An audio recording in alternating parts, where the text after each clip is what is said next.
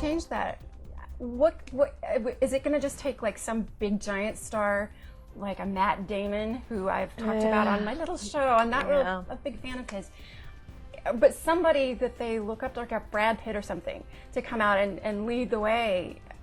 Is it even possible, do you think? You know, I think the possibility is, I went to Canada to do a TV show, and I was talking to one of the young actresses on set, and she was only about 22 years old, and we got into talking about politics and things.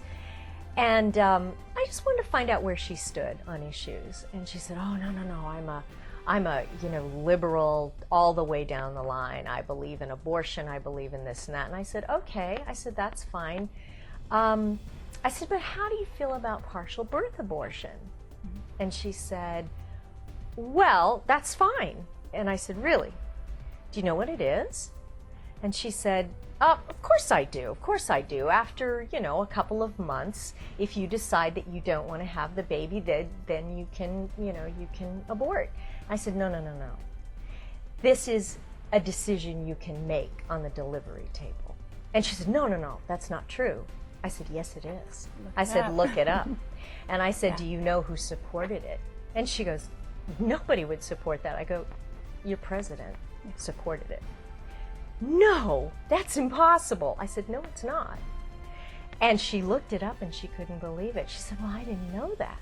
I didn't know that."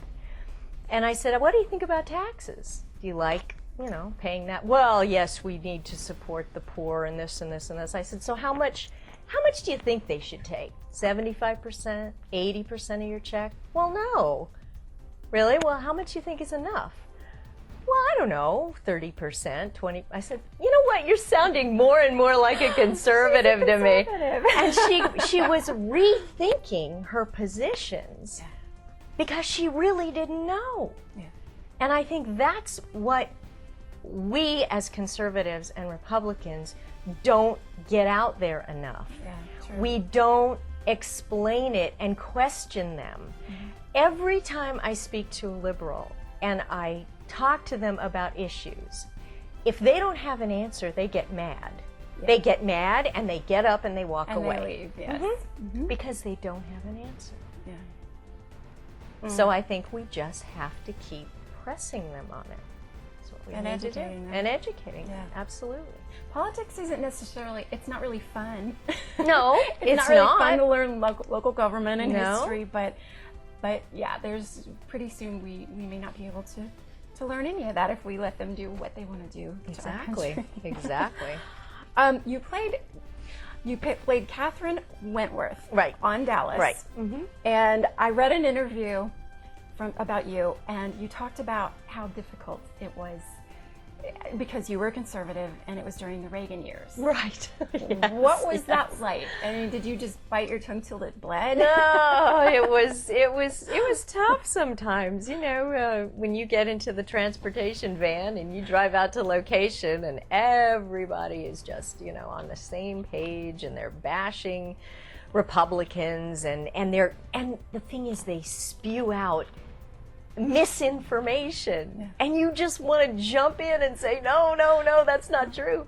But when your job is on the line, and you know that if you speak out, you could lose your job, you could, people will, look at you like you're some crazy person, and you're a young actor, you just sit there quietly and say, okay, one day, And now it's one day. And now it's one day, and you get to a point where you just take enough, you take so much that you say, you know what, what's more important?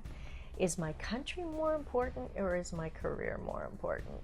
Mm. And, I decided, I said, something, I've got to say something. I really do. Yeah.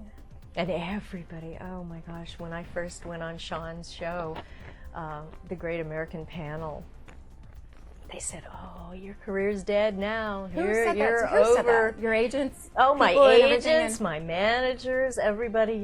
They said, "Oh, you've done it now because now you're out in the open, and they know." Can't put the toothpaste back in the toothbrush. No, you can't. And I said, "It's okay. I'm fine with it. It's okay. Wow. And look at the people who have. It hasn't really hurt John Voight. No. I mean, John Voight's doing fine. And I think if anything, we are going to support you guys.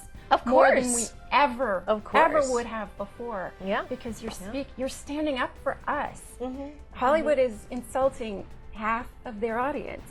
I They're know. ridiculing us. They're making fun of us. So when people like you are out there, as soon as whatever you're doing, I'm on here telling you guys about it. We're going to write you fan letters. We're going to call the networks. We're going to say Morgan Brittany is the best actress that's ever been. I see that on blogs all the time when I'm on Hannity's show. They say anything Morgan's in, I want you guys to watch. You know, and these are just normal people that'll write in. Yeah. And the thing too that a lot of people don't understand is you hear all of this, the tolerance of the left. The tolerance, and they're just. I hate that word. That word has just been. But it is it's false. Yeah. It's a lie, because I have no problem working with absolute, the most far left you can get actors. I have no problem with that. That's their opinion. They're Americans. They can believe what they want to believe. It's not a problem. But with me, if I have my opinion. Oh, no. I don't even want to be around her. I don't want to see her. I don't want to talk to her. I don't even want to know she exists. And it's like, whoa, what is the matter with you? Everybody can have a differing opinion. Ugh, that makes me so sick. I know, and it's so sad because we as conservatives and Republicans are much more tolerant. Yeah. We are. Oh, yeah. But maybe a lot of that too is because many of us are faith-based people. Yeah. And we're much more, I don't know, maybe that's it. I've found that a lot. We're much more forgiving. Mm-hmm. We're just, I don't know. Everybody that I've met, everybody that I've talked to, I don't know, we all feel the same way. Yeah. Yeah. That's right. And I do believe that a big giant chunk of what's wrong with America is the lack of God. Oh, yeah. And trying to eliminate God from everything. The dialogue. Everything. Yeah. Mm-hmm. That brings me to another point about Hollywood, about young Hollywood now. It's like decomposing morally with all these young girls and the Kardashians and the Paris Hilton types and all this. Jersey Shore. Oh, gosh. Yes. Shall we go there? Do you think it can get better, or is it just going to get worse? I mean, is there really... how can that be remedied? As long as people keep watching that stuff and supporting those people. Well, I think if people watch this stuff as though it is a train wreck and it is something you don't want to aspire to be, we're still okay. But the minute you start idealizing these people and putting them up on a pedestal as heroes and wanting to emulate them and be like them, we're in trouble. Yeah. We're in trouble. And I see it happening. I really do. But I do have faith in the American people, because if you think about it, shows like American Idol, what's better than to see somebody come out of complete obscurity and work their way up in a matter of weeks into a star, basically, by hard work, perseverance, opportunity. What else? Capitalism. Right. What more is the American dream? And that is still the #1 show. Or I see Dancing with the Stars, where people that can't even dance, and then at the end of it, they're dancing, and I give them a lot of credit. You should have. Oh, no. You should be on that show. A dancer from way back, but I don't know about that. Would that count? Would they let you do that? Yeah, they probably. Sure, they would. You should be on there. But we would. Oh, you would have. I would have a lot of fun. I would have a lot of fun doing it. But it is true. I think our culture is in trouble because of the fact that we do allow. I mean, you think back 10, 20 years ago, you would never have a show like Jersey Shore on the air. Ever. Nope. You would never see people degrading themselves, humiliating themselves, and being rewarded for it. That's the problem. Yeah. They're being rewarded for it. These people are millionaires now. They are. Because of being tramps and bad people. Well, we tried to figure it out one day. We were thinking, when did this all start? You know, when was this big turnaround where reality shows and pushing the envelope and just doing crazy, ridiculous things? And we kind of went back to maybe the O.J. Simpson car chase down the freeway, where everybody was following the TV and watching the helicopters, and then it became